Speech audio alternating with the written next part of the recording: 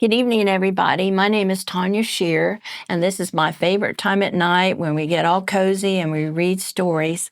And tonight I'd like to read you another little story about a little mouse at Christmas time. It's called In a Christmas Stocking, and it's a story about a little mouse named Sammy. It was written by Dorothy Hill way back in 1969. So let's get started. It was almost Christmas. Sammy was hurrying home with 3 plump raisins in a sack, which was a lot for a little mouse to carry. Raisins will be good in the pudding, he thought. Sammy brought the raisins to his cozy apartment in the library of a big house. He lived there with his father, his mother, his Uncle Martin, and his little brother Benji. The owners of the house had gone away for the holidays, and now the mouse family had the whole place to themselves. Sammy was very glad that Matilda, cook, had gone. She did not like mice.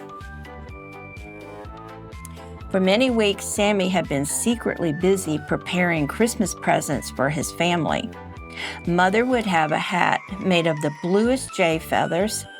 Father would have a pouch of tobacco, carefully collected from the finest cigarette stubs.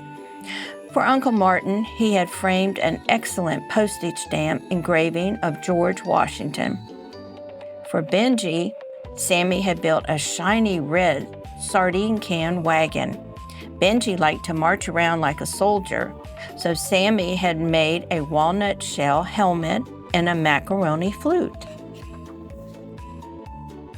Everything was wrapped in bright paper, yellow, pink, and red, and then tied with silver ribbon and carefully hidden away. What busy days these were for the family.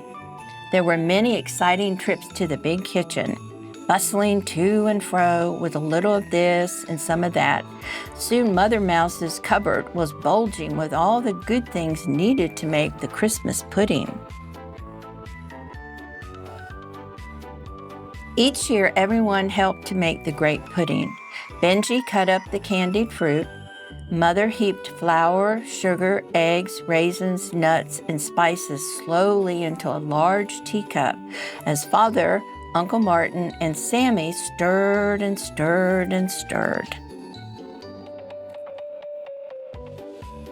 When it was mixed, they poured the pudding into a pan. Carefully, they lifted it onto a wheelbarrow and rolled it into the big kitchen to bake. In the silent, dark house, the Christmas pudding gave off a wonderful, warm aroma of vanilla and almonds. The mice settled down to wait. The warmth made them drowsy, and each thought of the feast to come. "Oh, what a delicious smell," sighed Benji, his tiny whispers quivering hungrily. "Yes," smiled Mother happily, "and soon will—" She stopped suddenly as a terrifying sound shattered the comfortable stillness. "Ha, ha, achoo, achoo!" The mice froze with fear. "Did someone sneeze?" timidly asked Benji. "Who could that be?" "It was Matilda, the maid, the cook. She was home with a cold." The mice were very anxious to get home safely. Luckily, the pudding was done. They quickly loaded it in the wheelbarrow and were ready to leave. Before they could move, they heard more noises. Clip-clop, clip-clop, shuffle, clack-clack. Achoo! The mice tumbled behind a basket of apples in the pantry and hid. Sure enough, it was Matilda. Then, on Christmas Eve, it snowed, a deep, soft, fluffy snow. And then the skies cleared. It was a dazzling sight under the moon. Sammy and Benji walked over through the deep drifts, searching for a tree for Christmas. This year, there wasn't a pine or fir branch within reach, and they were too high or too heavily covered with a blanket of snow. Cold and tired, they gave up hope of finding anything and started home. But then, what a find! In a trash basket, they spied some bright red poinsettias. The stems were broken, but the blossoms were still crisp and beautiful.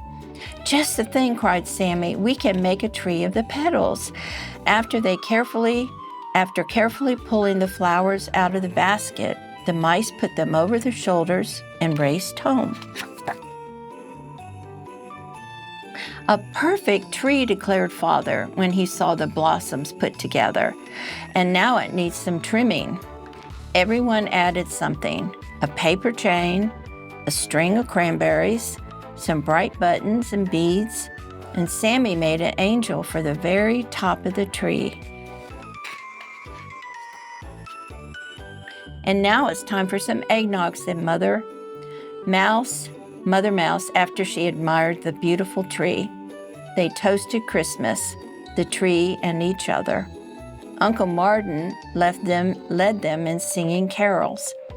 But as they raised their sweet, squeaky voices in song, Sammy thought of poor Matilda and stopped. It's not a very merry Christmas for her, all alone with a cold. They looked at each other and nodded sadly. It was true. We could take her a little present," suggested Benji. And so suddenly the mouse forgot their own celebration and decided to play Santa Mouse. "We must have one of her stockings," said Father. So Sammy slipped cautiously into Matilda's room and found one. He returned with it proudly. Too bad there was a hole in the toe, but Mother sewed it up in a minute. They filled the stocking with nuts and sugar lumps. Finally, they put their precious Christmas pudding on the top. The stocking was heavily stuffed now. How would they ever get it upstairs? "Don't worry, I have an idea," said Uncle Martin. "I shall make a pulley, but I need a thread spool, some string, a pencil, a coat hanger, and that old straw hat behind the front hall radiator." The mice scurried off, and soon everything was ready. Uncle Martin swung the pulley over the stairway. When the mice loaded the hat with the stocking and the little red tree, they tugged and pulled on the string, and at last the hat was hauled up the stairs. It was easy to drag it along the hall to Matilda's room. "Shh," whispered Mother, who was afraid of Matilda and her broom. "We mustn't wake her." But Matilda was fast asleep and snoring loudly. They left the tree and the stockings near her chair and scampered away. Home again, the mice had tea. They were tired, but pleased with their night's work. All but Benji. "We gave away all our Christmas," he whined. Silly mouse," said Mother. "Christmas isn't until tomorrow, and we've got the whole day to be together, and now it's late." So each mouse climbed into his bed and settled down to sleep and dream.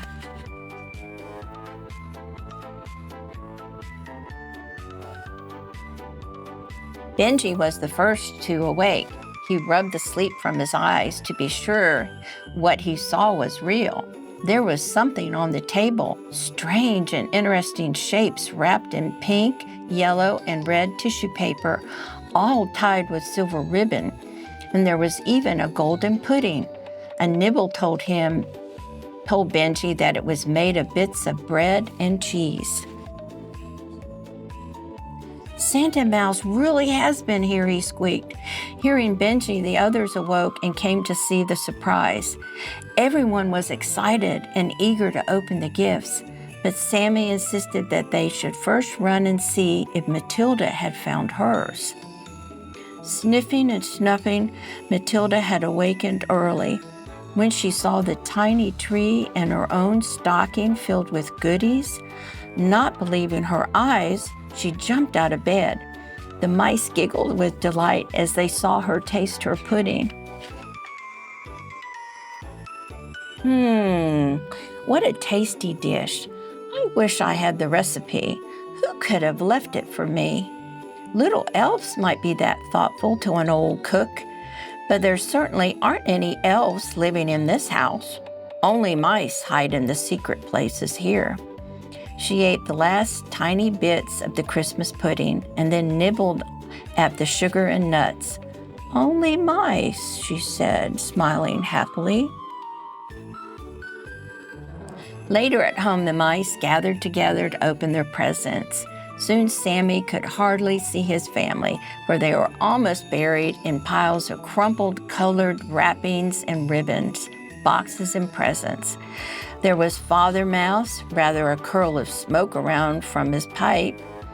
All one could see of Mother Mouse was a bright blue feather waving gently to and fro. Uncle Martin was somewhere behind all the tissue paper. Benji, tooting jubilantly on his new flute, rolled by with gift wrapping in his new wagon. "Oh, what a Merry Christmas," said Sammy, smiling. "I wish all the world had as happy Christmas as this." The end. I hope you enjoyed the book In the Christmas Stocking, the story of Sammy the Mouse. So, good night, everybody. Sweet dreams.